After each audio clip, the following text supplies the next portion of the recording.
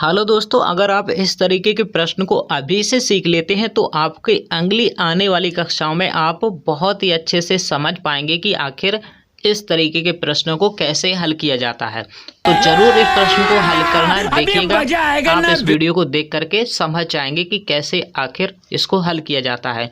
बड़े बड़े एग्जामों में यह प्रश्न इस प्रकार का पूछ लिया जाता है। तो दोस्तों यहाँ पर आप देखिएगा 4 - 2√3 लिखा हुआ है। देखिए आपको इस रूट से इसको बाहर निकालना है, ठीक है। कैसे हल करना है तो देखिए दोस्तों, मैं यहाँ पर आपको बता दूं कि 1 प्लस इस 4 को आप 1 + 3 लिखें तो 3 में 1 जोड़ेंगे, 4 ही आपका लिखा हुआ है, ठीक है।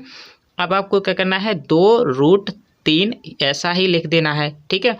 अब आपको देखिए यहाँ पर अगर मैं इसको और अच्छे से लिखूं तो क्या लिख सकता हूं, अगर मैं यहाँ पर 1 का वर्ग कर दूं, 1 का वर्ग कर दूं तो 1 का वर्ग 1 ही होगा, यानी 1 ही यहाँ पर लिखा हुआ है, ठीक है। 1 की जगह 1 ही लिखा हुआ है।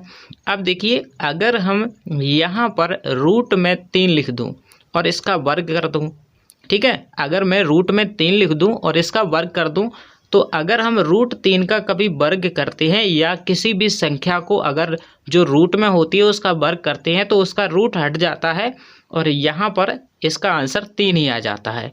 तो यानी कि इस 3 को हम इस तरीके से लिख सकते हैं, ठीक है।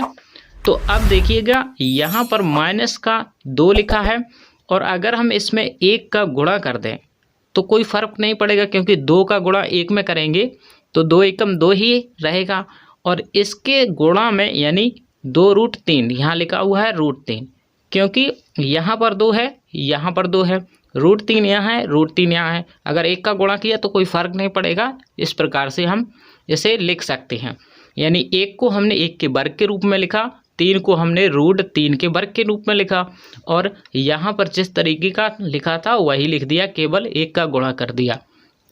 1 का गुणा करने पर कोई फ़र्क नहीं होता है, कोई फ़र्क नहीं पड़ेगा संख्या पर, चाहे किसी भी संख्या में आप 1 का गुणा कर लें, ठीक है।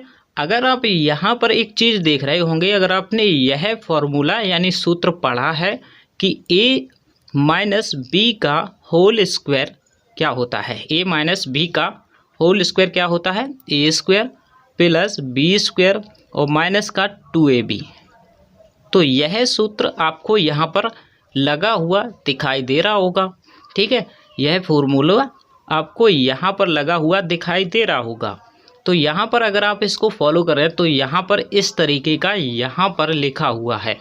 कैसे, देखिए a की जगह अगर हम एक माने, a की जगह अगर हम 1 माने और b की जगह हम √3 माने तो a² + b² माइनस का 2a और b लिखा हुआ है, a² + b² माइनस का 2ab यह भी लिखा हुआ है।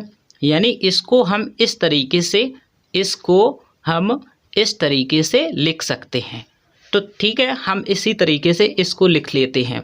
तो देखिए यह क्या हो जाएगा, यानी 1 - √3 का होल स्क्वायर हो जाएगा।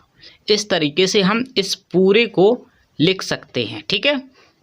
तो आप समझ गए होंगे इस सूत्र से हम यहाँ पर यह सूत्र हमने फॉलो किया तो a - b का होल स्क्वायर इस टाइप से हम इस चीज़ को इस टाइप से लिख सकते हैं, क्योंकि यह फॉर्मूला है तो इस चीज़ को हम इस टाइप से लिख सकते हैं, ठीक है।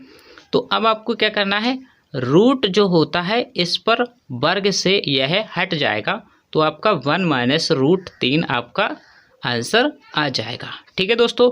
तो इस प्रकार से हम ऐसे प्रश्नों को हल करते हैं। तो 1 - √3 यहाँ पर आपका आंसर हो गया। तो अब आप देखिएगा, अगर आप और हल करना चाहते हैं तो √3 का मान अगर आप जानते हैं तो √3 का मान 1.732 होता है। तो आप यहाँ पर √3 का मान रख देंगे 1.732। तो देखिए आपका माइनस में उत्तर आने वाला है, क्योंकि 1.732 में से अगर हम 1 को घटाएंगे तो दशमलव यानी दशमलव में 732 आपका आंसर आ जाएगा, वो भी माइनस में, ठीक है। तो यही आपका उत्तर हो जाएगा। तो दोस्तों अगर वीडियो पसंद आए तो वीडियो को लाइक और चैनल को सब्सक्राइब कर लें। मिलते हैं अगले वीडियो में। Thanks for watching.